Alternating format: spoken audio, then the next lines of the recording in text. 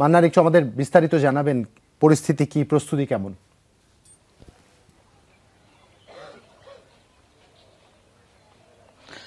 জুবায়ের রনিয়া, শুভ সকাল।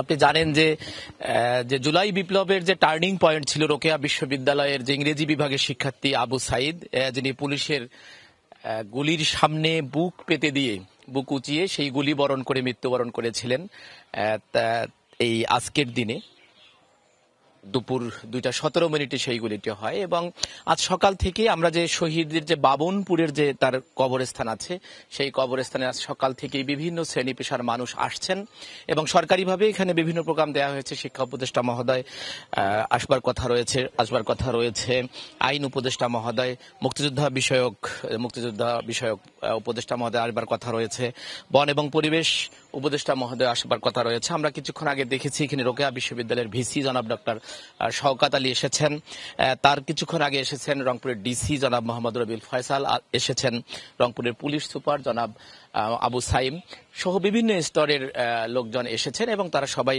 কবর জিয়ারত করছেন এবং তার রুহের মাগফিরাত কামনা করছেন। কেউ কেউ তার বাসায় যাচ্ছেন এবং বিভিন্নভাবে তার পরিবারের সাথে কথা বলবার চেষ্টা করছেন। আমরা যখন পরিবারের সাথে কথা বলেছি, তার বাবা মকবুল হোসেন যেটি জানিয়েছেন যে তিনি যে তার যে ছেলে হত্যা হয়েছে সেই হত্যার বিচারটি তার দৃশ্যমান হোক, সেটি কিন্তু তিনি বারবার আমাদেরকে বলছিলেন। তার মা মনোয়ারা বেগম, তিনিও একই কথা বলছিলেন। তার ভাষায় এরকম, তার যে ছেলে বৈষম্যের বিরুদ্ধে যে আন্দোলন করেছে, অর্থাৎ ছোট এবং বড়, তার ভাষায় যে গরিব এবং ধনীর এখনো ভেদাভেদ দূর হয়নি বা সেটি করবার কোনো আলামতও এখনো লক্ষ্য করা যায়নি, সে বিষয়টি তিনি বলছেন।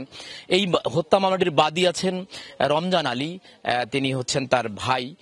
তিনি যেটি বারবার বলছেন যে বৈষম্যহীন বাংলাদেশ গড়বার জন্য যে যারা জীবন দিয়েছিল আবু সাইদ সহ অন্যান্যরা, সেটির কোনো আলামত তারা এখনো খুঁজে পাচ্ছেন না, এ ধরনের কথা বলছেন। আমরা একটুখানি কথা শুনতে চাই।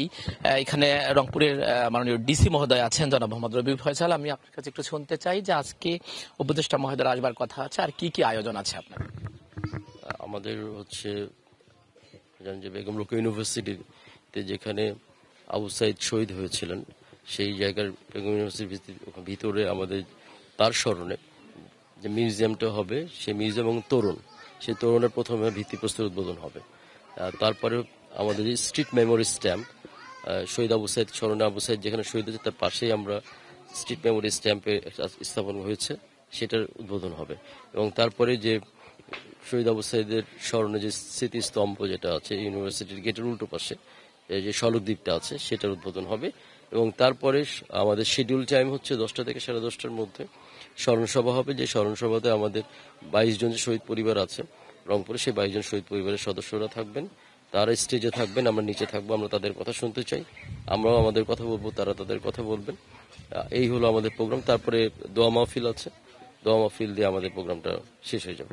জি মহোদয় বলছিলেন আজকের যে বিস্তারিত কর্মসূচির বিষয়ে, অর্থাৎ রোকেয়া বিশ্ববিদ্যালয়ে যে আলোচনা সভাটি হবে সেখানে শহীদ আবু সাইদের পিতা জনাব মোহাম্মদ মকবুল হোসেন তিনি প্রধান অতিথি হিসেবে উপস্থিত থাকবেন এবং অন্যান্য যারা শহীদ পরিবারগুলোর আছে তারাও থাকবেন এবং উপদেষ্টারা তো আছেনই। অর্থাৎ এই যে আবু সাইদ যে বীরত্বের যে মহাকাব্যের নায়ক, সেই তাকে স্মরণ করবার জন্য নানা আয়োজন হচ্ছে সরকারি এবং বেসরকারি তরফে। অসংখ্য ধন্যবাদ আমাদের সাথে যুক্ত হবার জন্য এবং এই বিষয়টাকে আসলে তুলে ধরবার জন্য।